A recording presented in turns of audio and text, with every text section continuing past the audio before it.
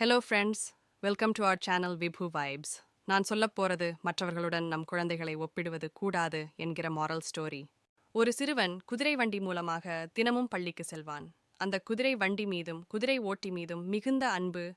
ஒரு நாள் வகுப்பறையில் ஆசிரியர் ஒவ்வொரு மாணவர்களிடமும், நீங்கள் பெரியவனானதும் என்னவாக ஆசைப்படுவீர்கள் என்று கேள்வி கேட்டார்.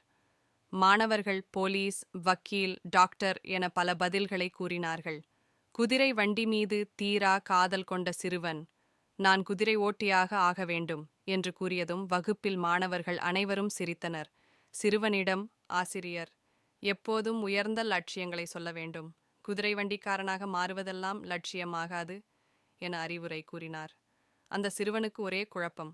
ஏன் இது உயர்ந்த லட்சியமாக இல்லை என வீட்டுக்குச் சென்றதும் தாயிடம் கேட்டான். உடனே தாய், நீ ஏன் குதிரை வண்டிக்காரனாக ஆசைப்படுகிறாய் என்றாள். அம்மா, நான் தினமும் பள்ளிக்குச் செல்லும்போது குதிரை வண்டிக்காரர் குதிரை ஓட்டுவது என் மனதுக்கு பிடித்தமானதாக இருக்கும். மனதுக்கு பிடித்ததை செய்வதில் ஆர்வம் உள்ளதால் ஆசிரியர் கேட்டதும் இதைச் சொன்னேன் என்று கூறினான் சிறுவன். உடனே தாய் கோபப்படாமல் பூஜை அறைக்குள் சென்று கிருஷ்ணர் அர்ஜுனுக்கு தேர் ஒட்டும் மகாபாரத படத்தை எடுத்து வந்து மகனிடம் காட்டி, மகனே, நீ குதிரை வண்டிக்கரான் ஆவேன் என்பதில் தவறில்லை. ஆனால் மகாபாரதத்தில் அர்ஜுனனுக்கு தேர் ஓட்டிய கிருஷ்ணனைப் போன்று மிகச்சிறந்த சாரதியாக நீ திகழ வேண்டும் என்றாள்.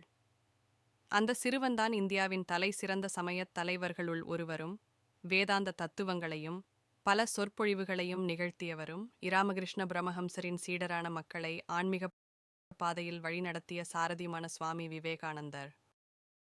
இந்த கதை உங்களுக்கு பிடிச்சிருந்தால் லைக் பண்ணுங்க, ஷேர் பண்ணுங்க. நம்ம சேனல் விபு வைப்ஸிற்கு சப்ஸ்கிரைப் பண்ணுங்க. தேங்க்யூ.